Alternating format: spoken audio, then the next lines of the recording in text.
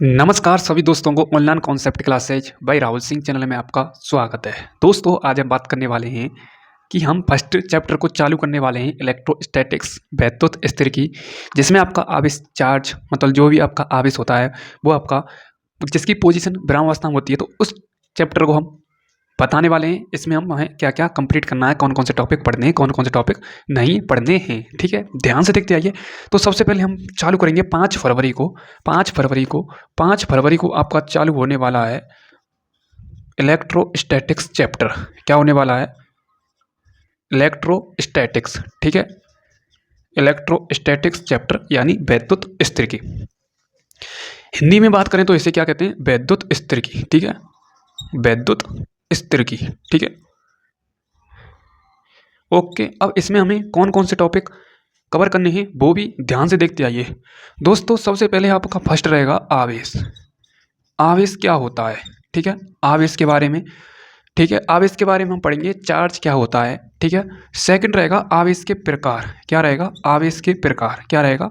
आवेश के प्रकार। ठीक है, टाइप्स ऑफ चार्ज। ठीक है, यानी आवेश के प्रकार कितने प्रकार के होते हैं। ठीक है, पॉजिटिव और नेगेटिव। इसमें भी आपके होंगे आवेश की विधि। एक होती है आपकी घर्षण विधि, एक होती है आपकी प्रेरण विधि, एक होती है आपकी संघनन, मतलब नाम उसका मुझे अभी याद नहीं आ रहा है। तो उसकी 3 विधि होती हैं। कितनी होती हैं? 3 विधि होती हैं। उन तीनों विधियों को हम पता करेंगे कि जब हम किसी पॉजिटिव वस्तु को नेगेटिव वस्तु के पास लाएं तो क्या इफेक्ट पड़ सकता है, क्या इफेक्ट नहीं पड़ सकता है। ठीक है, तो 3 विधि रहेंगी आपकी। एक आपकी रहेगी फ्रिक्शन विधि, एक आपकी मतलब घर्षण विधि, प्रेरण विधि, और एक संघनन विधि। ऐसा ही कुछ नाम है, मुझे याद नहीं आ रहा है फिलहाल तो। ठीक है, ओके। फिर हम बात करेंगे आवेश की संकल्पना के बारे में। आवेश की संकल्पना के बारे में। आवेश की संकल्पना के बारे में। ठीक है, ठीक है, ओके ओके ओके। उसके बाद हम बात करेंगे कूलाम के नियम पर। कूलाम के नियम पर। ठीक है, कूलाम के नियम पर। ठीक है, उसके बाद हम बात करेंगे इसी कूलाम का सदिश रूप। क्या बात करेंगे? सदिश रूप। कूलाम के नियम का सदिश रूप। ठीक है, उसके बाद हम बात करेंगे विद्युत क्षेत्र के बारे में। विद्युत क्षेत्र के बारे में। ठीक है, फिर हम विद्युत क्षेत्र की तीव्रता निकालेंगे। तीव्रता। ठीक है, फिर माध्यम में निकालेंगे हम। ठीक है, किसमें? माध्यम में। ठीक है, मीडियम में निकालेंगे, फिर हम निर्वात में निकालेंगे। ठीक है, क्या निकालेंगे? निर्वात में निकालेंगे। विद्युत क्षेत्र के यही टॉपिक हैं आपके 4 से 5। ठीक है, तो आपके 7 से 8 टॉपिक कंप्लीट हो चुके हैं। उसके बाद आती है आपकी आपेक्षिक विद्युतशीलता। आपेक्षिक विद्युतशीलता। विद्युतशीलता। ठीक है, जिसे हम कहते हैं पराविद्युतांक या के की माध्यम पर निर्भरता। ठीक है, उसके बाद आता है आपका विद्युत फ्लक्स। क्या आता है? विद्युत फ्लक्स। क्या आता है? विद्युत फ्लक्स। ठीक है, विद्युत फ्लक्स के कुछ टाइप हैं। इसमें 3 कंडीशन है, उन तीनों कंडीशन को कवर करेंगे। ठीक है, उसके बाद आता है आपका नेक्स्ट आता है आपका इलेक्ट्रिक डाइपोल। क्या आता है? Electric dipole. ठीक है, यानी विद्युत द्विध्रुव क्या होता है और विद्युत द्विध्रुव आघूर्ण क्या होता है, 2 इसमें हम टॉपिकों को कवर करेंगे। ठीक है, कोई दिक्कत नहीं। उसके बाद आता है आपका नेक्स्ट आवेश वितरण, चार्ज डिस्ट्रीब्यूशन। ठीक है, आवेश वितरण। इसमें हम 3 स्टेप पढ़ेंगे। सबसे फर्स्ट रेखीय आवेश वितरण, उसके बाद आपका क्षेत्रफल आयतीय वितरण, उसके बाद आपका सबसे पहले रहेगा आपका रेखीय आवेश वितरण। ठीक है, लिख देता हूं मैं, रेखीय आवेश वितरण। उसके बाद रहेगा आपका पृष्ठीय आवेश वितरण, पृष्ठ यानी क्षेत्रफल की बात होगी। उसके बाद आयतनीय आवेश वितरण। ठीक है, ये रहेंगे आपके 3 टॉपिक। ठीक है, उसके बाद हम बात करेंगे नेक्स्ट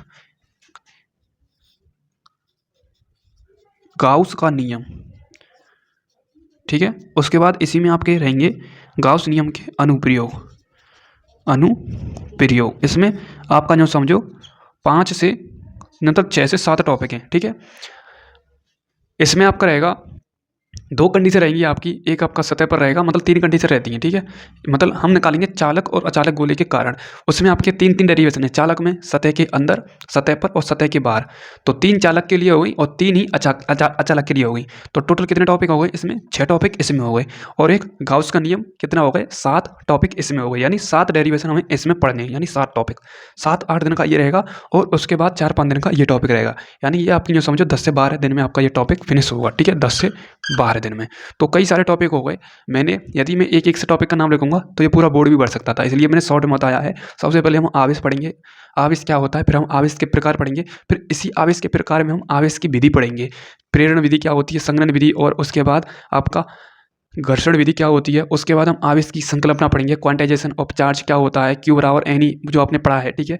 उसके बाद हम कूलाम का नियम पढ़ेंगे जो आपका होता है एफ बराबर के Q1 Q2 अपन में R स्क्वायर। उसके बाद उसके हम सदिश रूप पढ़ेंगे, सदिश रूप क्या होता है, उसमें आपका एक अंक सदिश लागू होता है। उसके बाद हम इलेक्ट्रिक फील्ड पढ़ेंगे, जब हम क्यू नॉट आवेश को हम इलेक्ट्रिक फील्ड में लाते हैं तो क्या प्रभाव पड़ता है हमारे इलेक्ट्रिक फील्ड पर। इसी इलेक्ट्रिक फील्ड में हम पढ़ेंगे सबसे पहले तीव्रता जो होता है उसका फॉर्मूला E बराबर के Q अपन में R स्क्वायर। उसके बाद माध्यम में बात करेंगे हम, इसी की हेल्प से किसकी हेल्प से निकालेंगे, आपेक्षिक विद्युतशीलता के फॉर्मूले से निर्वात में निकालेंगे हम, ठीक है, विद्युत क्षेत्र। उसके बाद सबसे पहले हम इस टॉपिक से पहले हम इस टॉपिक को पढ़ेंगे, आपेक्षिक विद्युतशीलता क्या होता है। आपेक्षिक विद्युतशीलता जिसका फॉर्मूला आपने ये पढ़ा होगा, जिसका फॉर्मूला आपने ये पढ़ा होगा, ठीक है, ये तो पढ़ा होगा आपने। आपेक्षिक विद्युतशीलता का फॉर्मूला क्या होता है मीडियम के लिए और क्या होता है निर्वात के लिए। उसके बाद हम पढ़ेंगे विद्युत फ्लक्स क्या होता है, विद्युत फ्लक्स क्या होता है, ठीक है। उसके बाद इसमें हम विद्युत बल भी पढ़ेंगे, विद्युत बल, विद्युत बल क्या होता है जिस जो आपने पढ़ा होगा एफ बराबर में क्यू ई फॉर्मूला, ठीक है, एफ बराबर में क्यू ई फॉर्मूला पढ़ा होगा। उसके बाद हम विद्युत फ्लक्स पढ़ेंगे, क्या पढ़ेंगे, विद्युत फ्लक्स का आपने ये भी फॉर्मूला पढ़ा होगा, ठीक है, ये पढ़ा होगा आपने विद्युत फ्लक्स का फॉर्मूला, ठीक है, cos थीटा कैसे आता है। उसके बाद हम बात करेंगे इलेक्ट्रिक डाइपोल की, यानी विद्युत द्विध्रुव की बात करेंगे, ठीक है। इसी में हम आपका विद्युत द्विध्रुव आघूर्ण की बात करेंगे। उसके बाद एक समान विद्युत क्षेत्र में विद्युत आघूर्ण पढ़ेंगे हम, विद्युत द्विध्रुव आघूर्ण, ठीक है, जिसका फॉर्मूला क्या होता है PE sin थीटा, ठीक है। उसके बाद गाउस के नियम पढ़ेंगे हम। उसके बाद हम आवेश वितरण पढ़ेंगे, चार्ज डिस्ट्रीब्यूशन पढ़ेंगे, ठीक है। इसमें हमने ये 3 टॉपिक कवर करने हैं। और गाउस के नियम में हमें चालक और अचालक गोले के कारण सतह पर, सतह के अंदर और सतह के बाहर, ठीक है। जैसे ये आपका क्या है, चालक गोला है, इस चालक गोले के अंदर, इस सतह पर और इस सतह के बाहर, ठीक है। यानी चालक के लिए भी 3 कंडीशन लागू होंगी और अचालक के लिए भी 3 कंडीशन लागू होंगी। टोटल कितने हो गए, 6 डेरिवेशन इसमें हो गए, ठीक है, 6 डेरिवेशन इसमें हो गए, ठीक है।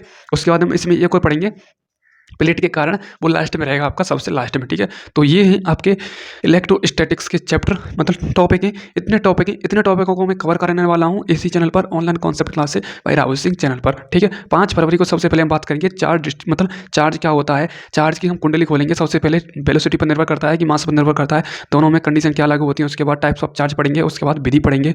तो एक एक मतलब आप ये भी नहीं कह सकते कि इतने सारे टॉपिक कैसे हो सकते हैं इसमें, ठीक है। तो जुड़ जाइए ऑनलाइन कॉन्सेप्ट क्लास से बाय राहुल सिंह चैनल पर, ठीक है।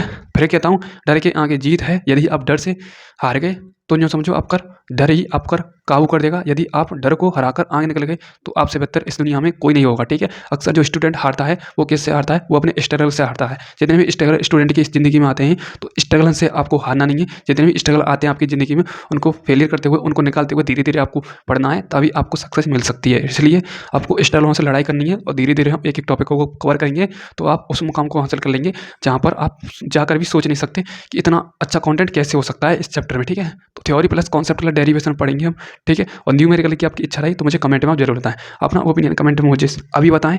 5 फरवरी को तैयार रहें। थैंक यू, जय हिंद, जय भारत, नाइस, गुड लक सभी दोस्तों को, थैंक यू।